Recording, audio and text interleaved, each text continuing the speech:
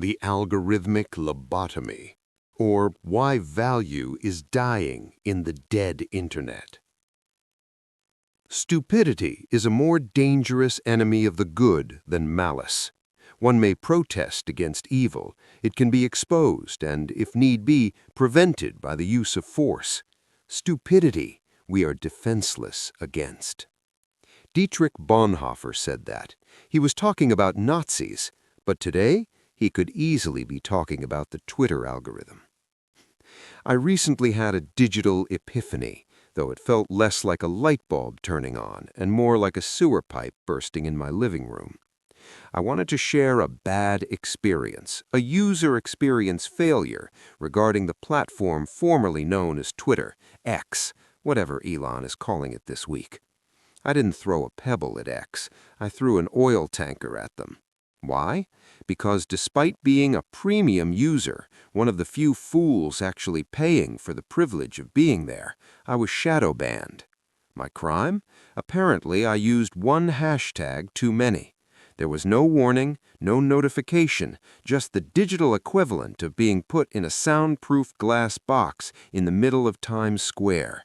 You can scream all you want, you can wave your arms, but nobody hears you. You are a ghost in the machine.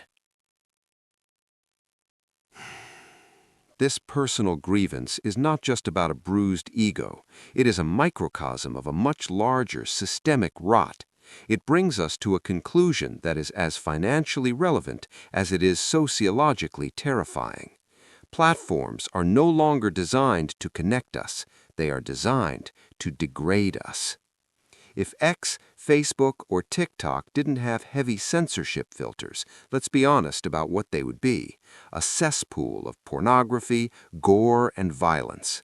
That is the default setting of the uncurated human id. But the curated version? It isn't much better. It is a suppression engine for high-quality information, science, education, books, and investments in favor of rage bait and stupidity.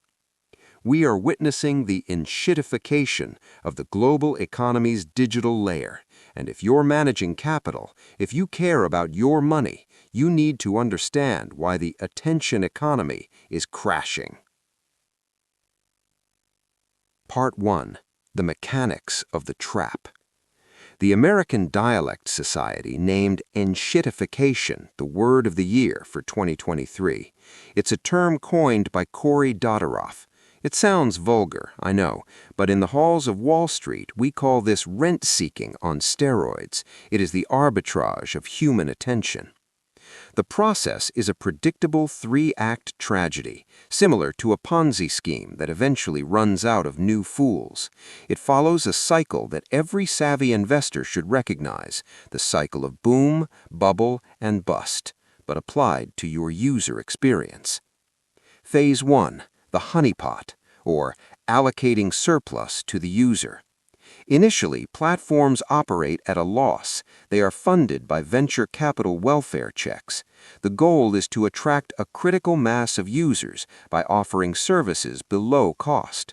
Remember the Amazon model? For years, Amazon sold goods and provided shipping cheaper than it cost the company. Search results were clean and relevant. Remember the TikTok model? To break into the market, TikTok used an eerily accurate recommendation algorithm that showed users exactly what they wanted to see. This was the golden age. The consumer received immense value. Phase 2. The lock-in, closing the trap. Once users are acquired and find it difficult to leave the platform due to network effects, the platform shifts focus to suppliers, content creators, sellers, and advertisers. Internal documents revealed TikTok utilized a tool called heating, a manual button that employees could press to make specific videos viral. This created the illusion that anyone could become famous. It attracted a massive number of content creators and brands wanting access to this free audience. "Come into my parlor," said the spider to the fly. Phase 3. The rug pull, value extraction. When both sides are locked in, Users can't leave because all the content is there, and suppliers can't leave because all the buyers are there. The platform begins to extract all value for itself. This is not an accident. It is a business model. Research shows that third-party sellers on Amazon now surrender more than 45% of their revenue to Amazon in various mandatory fees. That is a tax on the entire economy, a private tax. As the French economist Frédéric Bastiat famously warned us about the unseen consequences of systems, the bad economist pursues a small present good that will be followed by a great evil to come, while the true economist pursues a great good to come at the risk of a small evil to come. Today's platforms chose the small present good, quarterly engagement metrics. The great evil, the death of truth and creativity, is now arriving. Part 2. The oil specialist paradox. Why does stupidity sell? To illustrate Gresham's law of content, that bad content drives out good content, look no further than a recent confession I read on X from a frustrated oil trader. It perfectly encapsulates the rot. He is a veteran oil market specialist dealing with energy commodities daily. His observation was brutal. He said, if I write a detailed, high-quality post about Brent crude pricing spreads, geopolitical supply constraints, or inventory data, nobody reads it. The algorithm looks at it, scores it for cognitive load, sees that it requires an IQ above room temperature, and buries it. But if I post a stupid meme about oil, or a brain-dead joke, boom, viral. This isn't just one trader's bad day. This is the algorithm working exactly as designed. The platforms have realized that the most profitable emotions are anger, lust, and stupidity. Complexity is the enemy of retention. The dopamine cartel. Consider the internal data from TikTok exposed in recent lawsuits. A user becomes addicted after watching just 260 videos. That's about 35 minutes. They referred to American teenagers as the golden audience because they lack the executive function to stop scrolling. Internal documents revealed TikTok deliberately retooled its algorithm to highlight users deemed to be beautiful and demote those considered ugly, poor, or having disabilities. The goal was to create an aspirational environment to retain users longer. It's a race to the bottom of the brainstem. We are seeing a Netflix binge culture applied to everything, hours of consumption with zero nutritional value. It's empty calories for the soul. As Blaise Pascal, the 17th century mathematician, observed, all of humanity's problems stem from man's inability to sit quietly in a room alone. The algorithm monetizes this inability. It sells your lack of focus to the highest bidder. Part 3. The Dead Internet and the Zombie Apocalypse. We are approaching a terrifying horizon known as the dead Internet theory. Although initially a conspiracy theory, modern data suggests it is becoming a statistical reality. The inversion. As early as 2016, reports indicated that over 50% of Internet traffic was generated by bots. With the advent of generative artificial intelligence, this problem has grown exponentially. Projections from the Copenhagen Institute for Future Studies suggest that by 2030, 90 to 99% of online content could be AI-generated. I see a future where there are no new artists, no new writers, just endless regurgitation.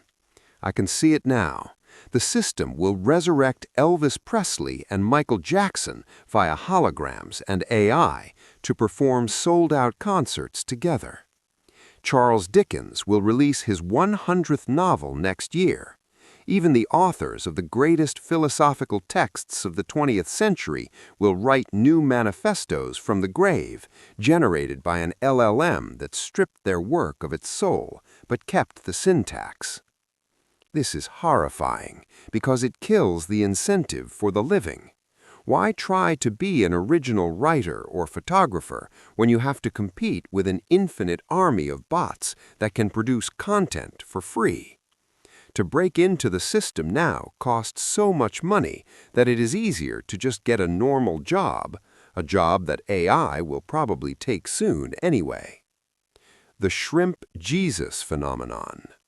We are seeing the rise of absurd AI-generated images on Facebook, like Jesus made of shrimp, receiving thousands of likes and comments from other bots. It is a closed loop of non-human traffic generating ad revenue for non-human entities. It is the financialization of nothingness. Part 4. The Cozy Web Retreat. So where does the smart money go?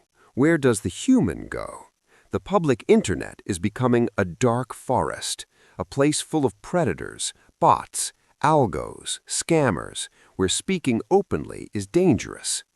The result is a massive capital flight, not of money, but of intellectual capital. The smartest minds are leaving X and Facebook. They are retreating to the cozy web. Fragmentation.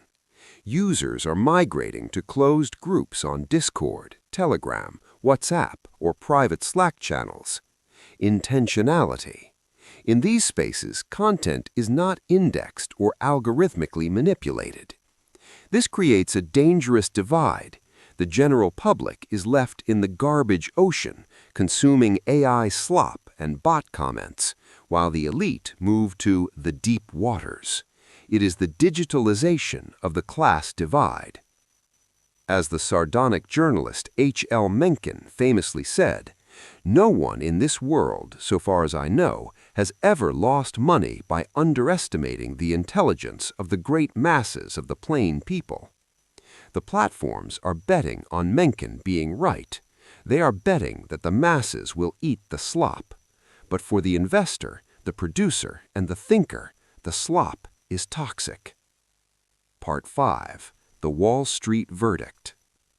If we look at this through the lens of a cynical asset allocator, the conclusion is stark. First, the short trade, ad tech monopolies. The business model of free is dying. If 90% of the internet is bots, who is clicking the ads? Other bots? This is ad fraud on a planetary scale. The metrics, daily active users, are becoming meaningless. If I were a CMO of a Fortune 500 company, I would be asking hard questions about why I am paying to show ads to a server farm in Mumbai. Second, the long trade, trust and verification. In a world of infinite synthetic noise, authentication becomes the most valuable commodity. Verification. Platforms that can prove proof of humanity will command a premium. Direct to consumer.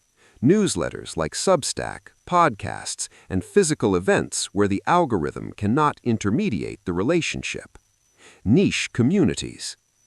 Small, paid, high-trust groups will replace the town square.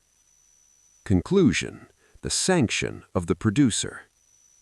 The user's initial frustration, getting shadowbanned for a hashtag, is a symptom of a terminal illness.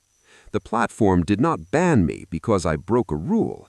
They banned me because I was high signal in a high noise environment.